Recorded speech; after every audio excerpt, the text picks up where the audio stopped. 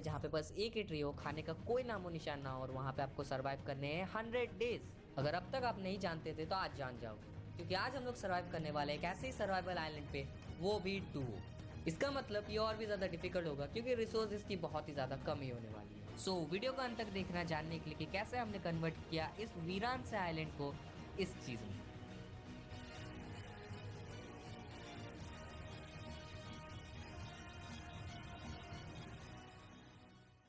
लेकिन उससे पहले मैं आपको एक इंटरेस्टिंग बात बताने वाला हूँ। कल यूट्यूब हमारे घर आया था और उसने कहा कि जो हमारे वीडियोस देखते हैं उसमें से बस 0.01% ने सब्सक्राइब किया है, तो क्या कर रहे हो यार, जल्दी जल्दी सब्सक्राइब करो और भाई हमारे फैमिली का मेंबर बन जाओ। अब चलिए वीडियो को जल्दी से करते हैं शुरू।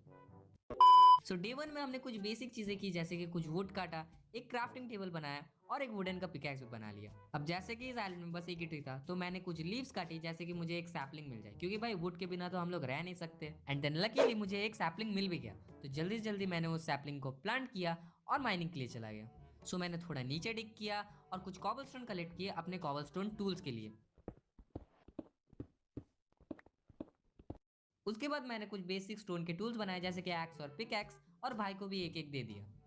एंड देन हमें एक ड्राउनेट बहुत ही ज्यादा परेशान कर रहा था, तो उसको हमने गायब कर दिया। और उसके बाद हम लोग चले गए सीधा माइनिंग के लिए, क्योंकि हमें चाहिए था टॉर्च, और वैसे भी रात हो रहा था तो हम लोग ऊपर रह तो नहीं सकते थे। और हम लोग बहुत ही ज्यादा लकी थे क्योंकि थोड़ी माइनिंग करने के बाद हमें बहुत कोल मिल गए, तो सारे कोल को हमने कलेक्ट कर लिया क्योंकि कोल की हमें बहुत जरूरत थी। तो रात बीत गई थी और पूरी रात माइनिंग करने के बाद हमें कोल के अलावा और कुछ मिला नहीं, तो मैंने भाई को कुछ टॉर्चेस पकड़ा दिए और मैं भी चला गया आइलैंड को लाइट अप करने के लिए, जैसे इस रात हमें मॉब्स के साथ फाइट करना ना पड़े। और हमारा सैपलिंग में भी बड़ा नहीं हुआ था, तो थोड़ा हमें वेट करना पड़ेगा। उसके बाद मैंने थोड़े घास तोड़े जैसे कि हमें सीड मिल जाए और उससे हम लोग वीट उगा पाए, क्योंकि यहाँ पे खाने के लिए और कुछ भी नहीं था। और जब हम घास तोड़े थे तो बहुत सारे पिग्स आ गए, तो उन पिग्स को हमने मार दिया और उनका मीट को हमने पकने दे दिया। उसके बाद हमने एक हो बनाया, एक एरिया को क्लियर किया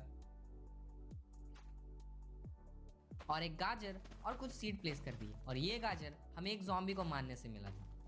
हम एक बार फिर माइनिंग करने के लिए गए थे और इस बार हमें मिला बहुत सारा कोल और अपना पहला आयरन, तो हमने जल्दी से जल्दी अपने सारे आयरन को कलेक्ट कर लिया। रास्ते में हमें कुछ और आयरन मिले तो हमने उनको भी कलेक्ट कर लिया, आखिर फ्री की चीज कौन छोड़ता है। एंड देन हमें एक फाइनली केव मिला, जो कि मामूली केव नहीं था, वो था एक लावा केव, और उसके अंदर हमारी मौत आने वाली थी क्योंकि भाई के पीछे एक स्केलेटन था जो कि भाई बहुत ही जोरों से मार रहा था हमें, लेकिन हमने उसको मार दिया। और वो केव हमारे लिए बहुत ज्यादा अच्छा था क्योंकि वहां पे बहुत आयरन और कोल थे, तो हमने उन सारे को कलेक्ट कर लिया। लेकिन भाई के पीछे फिर से एक ज़ॉम्बी पड़ गया, तो मुझे उसको मारना पड़ा क्योंकि भाई बहुत ज्यादा नूबड़ा है। भाई के लिए एक लाइक कर देना जैसे कि वो प्रो बन जाए। एंड देन हम ऊपर आए, अपने आयरन ओर को स्मेल्ट होने के लिए दे दिया, और हमने क्या देखा, अपना ट्री फाइनली ग्रो हो चुका था। तो हमने जल्दी से जल्दी वुड काटा और 2 शील्ड बना लिए, और अब हम फाइट ले सकते थे क्योंकि अब हम स्ट्रांग थे। और उसके बाद मैंने 2 आयरन के पिकैक्स भी बना लिए और ट्री से मिले हुए सैपलिंग को भी प्लेस कर दिया, क्योंकि यहाँ पे वुड की बहुत ज़्यादा कमी थी और हमें वुड का ख्याल भी रखना था, तो उन सैपलिंग को मैंने प्लेस कर दिया। अब हमारे पास कुछ खास करने के लिए था तो नहीं, तो फिर हम लोग माइनिंग करने के लिए गए, जहाँ पे हम लोगों को और एक केव मिला जिसमें बहुत सारे ओर जैसे कि लैपिस, आयरन, गोल्ड और कोल था, तो हम लोगों ने सबको कलेक्ट कर लिया क्योंकि फ्री की चीज नहीं छोड़ते यार। अब हम ऊपर आए और हमें दिखा एक बहुत ही ज्यादा छोटू सा टर्टल जो कि बहुत ज्यादा क्यूट था, लेकिन हमें टर्टलों से बहुत नफरत है, तो उन सभी को हमने मार दिया।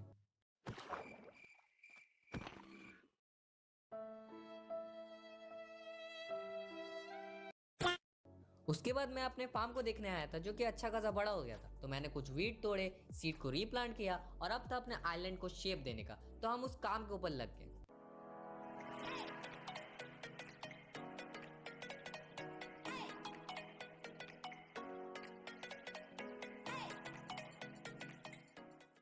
अब जब हम अपने आइलैंड को क्लियर कर रहे थे तो अपने आइलैंड पे स्पॉन हुए 2 मुर्गी।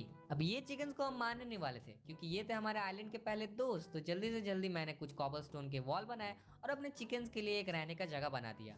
अब आपको भी पता है कि ये कैसे हमारे दोस्त हैं। उसके बाद मैंने कॉबलस्टोन से एक एरिया को कवर किया, अपने चिकन्स को ल्योर करके लाया और उनको ब्रीड करवा दिया जैसे कि वो और बढ़ सके।